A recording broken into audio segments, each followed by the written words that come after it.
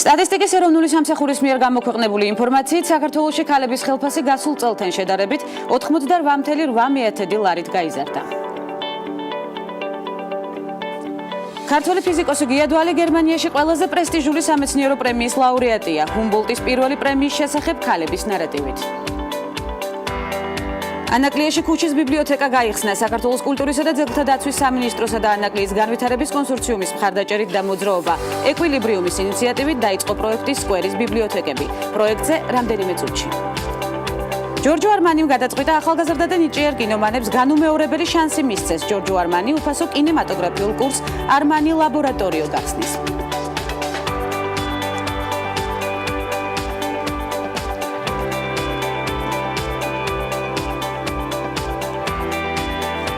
მორიგი აქტიური სამუშაო დღე გათენდა საქმიანად ამომწურავი ინფორმაცია მივიღეთ სხვადასხვა საკითხთან დაკავშირებით ზაფხულმაც საინტერესოდ განვლო დამეთანხმებით და როგორი იყო ტურისტებისთვის ზაფხული საქართველოში ამათ მათი ქვეყანაში ვიზიტით განსაზღვრავთ.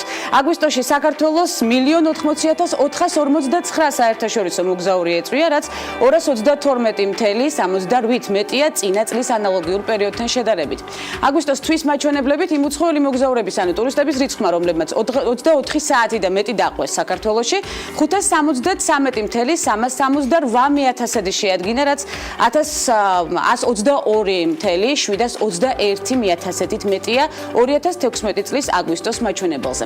საერთაშორისო მოგზაურთა უპრეცედენტო დიდი რაოდენობა დაფიქსირდა ზაფხულის სეზონზე. ივნისი-აგვისტოს მონაცემებით საქართველოს 2.729.429 საერთაშორისო მოგზაური სტუმრობდა, რაც 597.527-ით მეტია გასული წლის ზაფხულის სეზონთან შედარებით. იმ უცხოელი მოგზაურების ანუ ტურისტების რიცხვმა, რომლებმაც 24 საათი და მეტი დაყვეს ზაფხულის სეზონზე, 1,421,111 შეადგინა, რაც 350.168-ით მეტია გასული წლის ივნისი-აგვისტოს პერიოდთან შედარებით.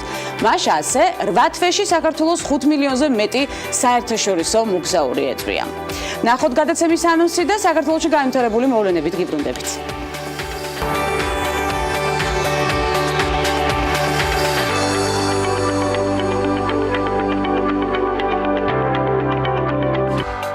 ქალების ნარატივის სამშაბათის გადაცემა. ნობელის მშვიდობის პრემიის ყველაზე ახალგაზრდა ლაურეატი, ქალთა და ბავშვთა უფლებადამცველი მალალა იუსუფზაი ოქსფორდის უნივერსიტეტში აბარებს.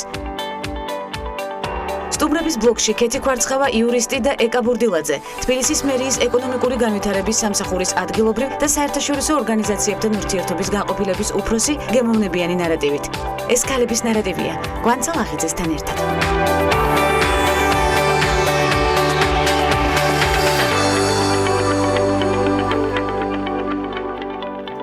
დაპირების საქართველოში განვითარებული მოვლენების სტატისტიკის ეროვნული სამსახურის მიერ გამოქვეყნებული ინფორმაციით, საქართველოში ქალების ხელფასი გასულ წელთან შედარებით 88.8 ლარით გაიზარდა. გავრცელებული ინფორმაციით 2017 წლის მეორე კვარტალში დასაქმებულთა საშუალო რაოდენობა 651.300-ია, საიდანაც 40.1% ქალია, ხოლო 59.9% კაცი. ამასთან მნიშვნელოვანია ისიც, რომ 2017 წლის მეორე კვარტალში საშუალო თვიური ხელფასი ბიზნეს სექტორში 1106 ლარს გაუტოლდა, რაც წინა წელთან შედარებით 128.8 ლარითაა გაზრდილი. მათ შორის გაზრდილია ქალების ხელფასიც, რომელიც 816 ლარს შეადგენს, რაც წინა წელთან შედარებით 88.8 ლარით მეტია. ამასთან საქსტატი აქვეყნებს საქართველოს რეგიონების მიხედვით დასაქმებულთა რაოდენობაში გენდერი როგორ არის გადანაწილებული, საიდანაც შიდა ქართლში დასაქმებულია დაახლოებით 38% ქალი, ქვემო ქართლი 37%, სამცხე-ჯავახეთი 39%-ით შემოიფარგლა, სამეგრელო ზემო სვანეთი 34%, რაჭა-ლეჩხუმი და ქვემო სვანეთი 40%, მცხეთა-მთიანეთი 31%, კახეთი 39%, იმერეთი 36%, გურია 34%, აჭარა 40%, ხოლო თბილისი 42%. გადავხედოთ სხვა მიმდინარე მოვლენებს. ქართველი ფიზიკოსი გიადვალი გერმანიაში ყველაზე პრესტიჟული სამეცნიერო პრემიის ლაურეატია. ჰუმბოლტის პირველი პრემია დვალ სხვა 7 მეცნიერთან ერთად მიუნხენში საზეიმოდ გადაეცა 3,5 მილიონ ევროს. გიადვალი სამეცნიერო კვლევებისთვის და იმ ექსპერიმენტის გასაგრძელებლად საშუალებულადაც გამოიყენებს, რომლითაც მან პარალელური სამყაროს არსებობა უნდა დაადასტუროს. ჰადრონული ამაჩქარებლის გაშვება შემოდგომით იგეგმება, მანამდე გიადვალი და მეცნიერთა ჯგუფი ახალი მიმართულებების დაგეგმვაზე იმუშავებენ. ჰუმბოლტის პრემია პირველად გაიცა და ის, რომ მსოფლიო დონის 8 მეცნიერს შორის ქართველი ფიზიკოსიც მოხვდა, გიადვალისთვის ძალიან პრესტიჟულთან ერთად მნიშვნელოვანი და საპასუხისმგებლო ცხადია. პარალელურად გიადვალი მიუნხენის მაქს პლანკის ინსტიტუტის სამეცნიერო დირექტორად დაინიშნა, ქართველი ფიზიკოსი მსოფლიოში სახელგანთქმულ კერნთან ერთად ამ ინსტიტუტსაც უხელმძღვანელებს და თან ნიუ-იორკის უნივერსიტეტშიც გააგრძელებს საქმიანობას, რა თქმა უნდა, წარმატებას უსურვებთ მათ და რა თქმა უნდა, აუცილებლად მოვიკითხავთ მიმდინარე მოვლენებს. აპრილში თბილისის მოდის კვირაულზე გადაღებული ვიდეო ყველაზე პრესტიჟული ამერიკული ონლაინ ჟურნალის ELE მაგაზინის გარეკანზე გამოჩნდა. ვიდეო დრონითაა გადაღებული და უკვე დიდი გამოხმაურება ჰპოვა საქართველოსა და მის ფარგლებს გარეთაც. როგორც საკოჩხეიძე ამბობს, ახლა საქართველოს მთელი მსოფლიო უყურებს ამასთან ერთად სტატიაში. ანეთ ჩიხლაძის ფოტოსესიასაც ხვდებით, რომელსაც ფონად სხვადასხვა ისტორიული ციხესიმაგრეები, ხიდები და შენობა ნაგებობები აქვს თავიანთ ისტორიებთან ერთად. ანაკლიაში, როგორც უკვე აღნიშნე, ქუჩის ბიბლიოთეკა გაიხსნა საქართველოს კულტურისა და ძეგლთა დაცვის სამინისტროსა და ანაკლის განვითარების კონსორციუმის მხარდაჭერით და მოძრაობა ეკვილიბრიუმის ინიციატივით დაიწყო პროექტი სკვერის ბიბლიოთეკები. პროექტის ფარგლებში საოკუპაციო ხაზთან ახლოს მდებარე სოფლებში შეიქმნება ღია სამკითხველოები, სადაც ახალგაზრდებს შეეძლებათ განახორციელონ საგანმანათლებლო აქტივობები, იკითხონ წიგნები და სხვა. პირველი სკვერის ბიბლიოთეკა 1 სექტემბერს ანაკლის გამგეობის მიმდებარე ტერიტორიაზე გაიხსნა. პროექტის განხორციელების მიზანი კი ხელი შეუწყოს წიგნის პოპულარიზაციასა და მოზარდებში განხლების დონის ამაღლებას. აღსანიშნავია, რომ სკვერის ბიბლიოთეკები ასევე ნიქოსსა და დიჩში გაიხსნება. მცირე, მაგრამ ნაყოფიერი სიახლეები საქართველოში რამდენიმე წამში მორიგი გემოვნებიანი ნარატივი გველის სტუმრისგან, რომელიც თქვენთან ერთად, რა თქმა უნდა, ძალიან საინტერესო და მნიშვნელოვან თემებს განიხილავს უკვე ქალების ნარატივის სერიალში. ვემზადებით მასთან შესახვედრად.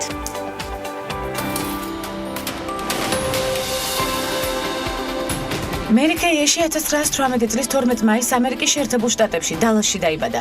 ის მსოფლიოში ცნობილი კოსმეტიკური ბრენდის Mary Kay Cosmetics-ის დამფუძნებელია. 2000 წელს ორგანიზაციამ Lifetime Television Online ის მე-20 საუკუნის ყველაზე გავლენიან საქმიან ქალბატონად დაასახელა. მერის მიერ დაარსებული კომპანიის შტაბ-ბინა ჩრდილოეთ დალასში მდებარეობს და მისი ფართობი 54,000 კვადრატულ მეტრს შეადგენს. კორპორაციაში 1200 თანამშრომელია. კომპანიის პროდუქციის ასორტიმენტი დაახლოებით 200 დასახელების პროდუქტს მოიცავს. დაწყებული კანის მოვლის საშუალებებით დასრულებული დეკორატიული კოსმეტიკითა და პარფიუმერიით. 2006 წლის მონაცემების მიხედვით კომპანიამ დეკორატიული კოსმეტიკის გაყიდვების რაოდენობით ამერიკის შეერთებულ შტატებში პირველი ადგილი დაიკავა. 2010 წელს კი მსოფლიოში Mary Kay-ის მიერ წარმოებული პროდუქციის გაყიდვებიდან მიღებულმა შემოსავალმა 2,5 მილიარდი დოლარი შეადგინა. დღესდღეობით წელიწადში კომპანია 2 მილიარდზე მეტი დოლარის საქონელს ვაჭრობს და 35 ქვეყანაში მილიონი გამყიდველ წარმომადგენელი ყავს. Mary Kay-ში 3 წიგნი აქვს გამოცემული. სამივე მათგანი მილიონიანი ტირაჟით გაიყიდა. ერთ-ერთი წიგნი სახელწოდებით ადამიანებთან მუშაობის უნარები ჰარვარდის უნივერსიტეტში ისწავლება. 1985 წელს ამერიკაში 25 ყველაზე გავლენიან ქალთა რიცხვში მოხვდა. 1996 წელს Mary Kay ეროვნული ბიზნესის დამსახურებულ წევრად დაასახელეს.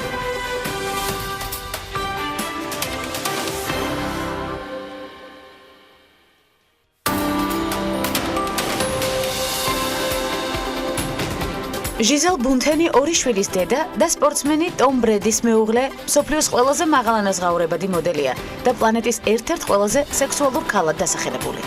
ბრაზილიელი ჟიზელ ბუნთენი მსოფლიოს ყველაზე მაღალანაზღაურებადი სუპერმოდელია.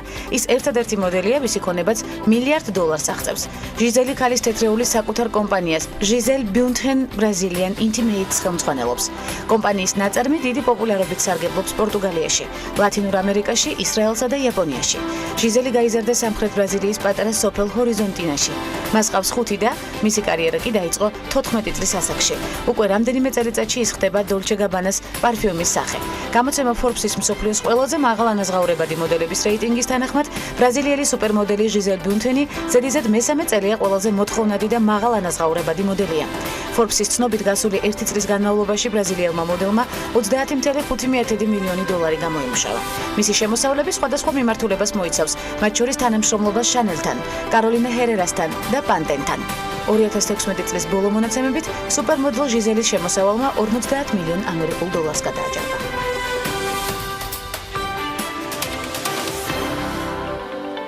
დააბრუნდით უცხოეთში განვითარებული მოვლენებით ლიბანის პარლამენტმა 1940-იანი წლებიდან არსებული კანონი გააუქმა, რომელიც მოძალადეს სისხლის სამართლის პასუხისმგებლობისგან ათავისუფლებდა იმ შემთხვევაში, თუ იგი მსხვერპლზე დაქორწინდებოდა. პარლამენტის წევრმა იბრაჰიმ ქენაანმა განაცხადა, რომ ეს ნორმა უკვე დიდი ხანია დრომოჭმული და გასაუქმებელია, რადგან თანამედროვე სამყაროში, სადაც თავისუფლება, თანასწორობა და სამართლიანობა ფასობს, ქალს კაცის თანაბარი უფლებები აქვს. ლიბანის კანონმდებლობით გაუპატიურება 7 წლით თავისუფლების აღკვეთით ისჯება, ან უფრო მკაცრად, თუ მსხვერპლი შეზღუდული შესაძლებლობების მქონე პირია, მაგრამ 522 მუხლი მოძალადეს ციხისგან იცავდა. ახლო აღმოსავლელი კონსერვატორები, რომლებიც ამ კანონს ემხრობოდნენ, ამტკიცებდნენ, რომ ამ შემთხვევაში ქორწინება გამოსავალი იყო და იგი ქალსა და მის ოჯახს სირცხულისგან იხსნიდა. ქალთა უფლებადამცველებმა ბევრი კამპანია ჩაატარეს ამ მუხლის გაუქმების მოთხოვნით. მათი თქმით, ცვლილება კანონში ქვეყანაში სექსუალურ ნიადაგზე ჩადენილი დანაშაულების რიცხვს შეამცირებდა. Human Rights Watch მიესალმება 522 მუხლის გაუქმებას, თუმცა ორგანიზაციაში ლიბანის წარმომადგენელი ბასამ ხავაჯა ამბობს, რომ ეს საკმარისი არაა, რომ პარლამენტმა წერტილი უნდა დაუსვას ადრეულ ქორწინებასა და ქორწინებაში გაუპატიურებას, რაც დღესდღეობით კანონიერად მიიჩნევა. Human Rights Watch-ის ინფორმაციით, მსგავსი მუხლი ძალაში რჩება ალჟირში, ქუვეითში, ლიბიაში, ერაყში, პალესტინის ტერიტორიებზე, სირიაში, ასევე ლათინური ამერიკის რამდენიმე ქვეყანაში, ფილიპინებსა და ტაჯიკეთში, იორდანიაში, თურქეთში, ტუნისში, მაროკოსა და ეგვიპტეში მსგავსი ნორმატიული აქტები უკვე გაუქმებულია. ნობელის მშვიდობის პრემიის ყველაზე ახალგაზრდა ლაურეატმა ქალთა და ბავშვთა უფლებადამცველმა მალალა იუსუფზაიმ განაცხადა, რომ ოქსფორდის უნივერსიტეტში ჩააბარა. 20 წლის მალალამ თავის ტვიტერზე გამოაქვეყნა ინფორმაცია იმის შესახებ, რომ საკმაო რაოდენობის ქულები დააგროვა და უნივერსიტეტში ფილოსოფიის, პოლიტიკისა და ეკონომიკის შესწავლა შეუდგება. 2012 წელს პაკისტანში მალალა ტერორისტების თავდასხმის მსხვერპლი გახდა. გვახსოვს ეს ფაქტი კარგად. ერთ-ერთმა თალებმა მას თავში ესროლა, გოგონას უმძიმესი ჭრილობა ჰქონდა, მაგრამ სასწაულებრივად გადარჩა. ბირმინგემში გადატანილი რთული ოპერაციის შემდეგ იგი საცხოვრებლად ინგლისში დარჩა. 16 წლის მალალა ნიუ-იორკში გაეროს შტაბ-ბინაში სიტყვით გამოვიდა. 2014 წელს ინდოელ აქტივისტთან და ექიმთან კაილაშ სატიარტისთან ერთად 17 წლის იუსუფზაი ნობელის მშვიდობის პრემიის ლაურეატი გახდა. 2017 წლის აპრილიდან მალალა გაეროს მშვიდობის ელჩია და ქალებისთვის განათლებაზე, ხელმისაწვდომობაზე, რა თქმა უნდა, ზრუნავს და არაერთხელ გვიხსენებია მალალა ჩვენს გადაცემაშიც. წარმატებას ვუსურვებთ მას უკვე უნივერსიტეტში. ტელევიზია სამეფო კარის თამაშების მექსიკურ ვერსიას გადაიღებს მექსიკის უმსხვილეს ტელეკომპანია ტელევიზიამ გადაწყვიტა საკუთარ მაყურებელსა და ტელენოველების მოყვარულებს ამერიკული ტელესერიალის საკუთარი ვერსია შესთავაზოს. ჯერჯერობით პროექტი დამტკიცებული არ არის, თუმცა როგორც ამბობენ, მონაწილე მსახიობების ნაწილი უკვე შერჩეულია. სამეფო კარის თამაშების მექსიკურ ვერსიას პროდიუსერი ტელევიზიაზე როსო ოკამპო იქნება, რაც შეეხება რეჟისორს, როგორც ცნობილია, მექსიკურ გოც ენრიკე სიჯოვიანო გადაიღებს. 29 წლის ერთ-ერთი ცნობილი მაღალშემოსავლიანი ბრიტანელი მომღერალი ადელი ძალას კინოში ცდის. საუბარი 1960 წლის ცნობილი მიუზიკლის ოლივერის კინოადაპტაციაზე, სადაც ადელი მთავარ როლზე მოიაზრება. ცნობილი ხდება, რომ ეს საკმაოდ დიდი როლია და მომღერალი საკმაოდ სერიოზულად არის მის მიმართ განწყობილი, რადგან შეთავაზება მის ძალიან გაახარა. ოლივერი ჩარლზ დიკენსის ოლივერს ტვისტის თავგადასავლის მოტივებზე შექმნილი ბრიტანული მიუზიკლია, რომლის დამდგმელიც ლაიონელ ბარტია. შეგახსენებთ, 1968 წელს მის მიხედვით, რა თქმა უნდა, ფილმი უკვე გადაიღეს, არაერთ გზის ქვახშ ნანახი დარწმუნებული ვარ. ჯორჯ არმანიმ კი გადაწყვიტა ახალგაზრდა და ნიჭიერ კინომანებს განუმეორებელი შანსი მისცეს. ჯორჯ არმანი უფასო კინემატოგრაფიულ კურსს არმანი ლაბორატორიო გახსნის, სადაც ადგილზე მისულები რეჟისურას, სცენოგრაფიას, ფოტოგრაფიას, რედაქტორის საქმეს, კოსტიუმების დიზაინერის, ვიზაჟისტისა და სტილისტის კურსებს გაევლიან. კურსებს პროფესიონალი და კინოსფეროში მომუშავე ადამიანები წაიკითხავენ. მომწონს ეს იდეა, რომ ახალგაზრდა თაობას ახალ შევასწავლით. ცოდნის გაზიარება ძალიან მნიშვნელოვანია. სწორედ ამაში ვხედავ ჩემს მისიას, განაცხადა არმანიმ. სტუდენტები კონკურსის წესით შეირჩევიან, რომელიც ბრენდის საიტზე გამოცხადდება. ეს მნიშვნელოვანი ინფორმაცია დამეთანხმებით. კურსები იანვრიდან დაიწყება, მისი დასრულების შემდეგ კი თითოეულ სტუდენტს საკუთარი მოკლე მეტრაჟიანი ფილმის გადაღება შეეძლება. წარმატებას უსურვებთ მომავალ სტუდენტებს აქვე ქალების ნარატივის არეალიდან. ხანში შესული ქალბატონები მოდური ჟურნალების ყდებზე იშვიათად ან საერთოდ არ ჩნდებიან. ჰელენ ნოროვიჩის შესახებ კი ეს ნამდვილად არ ითქმის.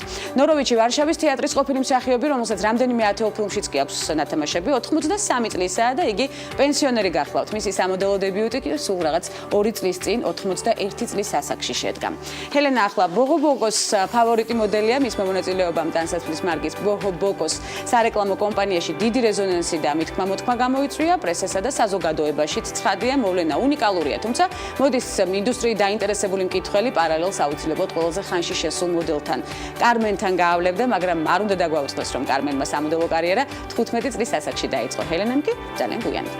ალკოჰოლური სასმელების მწარმოებელმა კომპანია გროლშმა საინტერესო ექსპერიმენტი ჩაატარა სპეციალური ტექნოლოგიის მოხალისეების და ცნობილი ბენდის დახმარებით ბრენდმა ჯერ კარგი მუსიკის გავლენის ქვეშ მყოფი ტვინის ფუნქციონირების ვიზუალიზაცია მოახდინა, შემდეგ კი მონიტორზე ასახული ლამაზი ფერები და უჩვეულო მოძრაობები მოულოდნელი ყოველდღიური სტრესის ხმებმა რადიკალურად შეცვალა. ამ ექსპერიმენტით გროლშს კიდევ ერთხელ სურდა ხაზი გაესვა იმისთვის, თუ რამდენად მნიშვნელოვანია ტვინის ხშირი დასვენება და განტვირთვა. ბრენდმა, რომელიც წლევანდელი Awake ფესტივალის ოფიციალური პარტნიორია, კომპანია სააგენტო კუბის ინტერაქტივთან ერთად განახორციელა. პრინცი უილიამსი და კეით მიდლტონი მესამე შვილს ელოდებიან, ეს ამბავი გახმაურდა ბოლო ხანებში, ამის შესახებ განცხადება კენსინგტონის სასახლეში, ისევე როგორც წინა ორი ორსულობისას კეით მიდლტონს ახლაც გართულებული ორსულობა აქვს, ამბობენ, ამიტომ გუშინ მან ყველა შეხვედრა გააუქმა, როგორც ვიცით, კეით მიდლტონსა და პრინც უილიამს ორი შვილი, ერთი ბიჭი და ერთი გოგო ყავთ და რა თქმა უნდა, კეითსაც წარმატებას უსურვებთ. სულ რამდენიმე წამში უკვე საინტერესო სტუმართან გველის შეხვედრა, მეტად საინტერესო და გემოვნებიანი დიალოგით, ასე რომ დაგველოდეთ.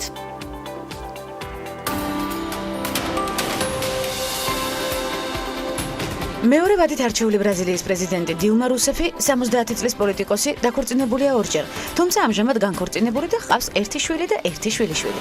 ჯერ კიდევ 2012 წელს გამართულ Forbes Power Women's ფორუმზე რუსეფი აცხადებდა, რომ არაპირებდა კიდევ ერთ საპრეზიდენტო არჩევნებში მონაწილეობის მიღებას.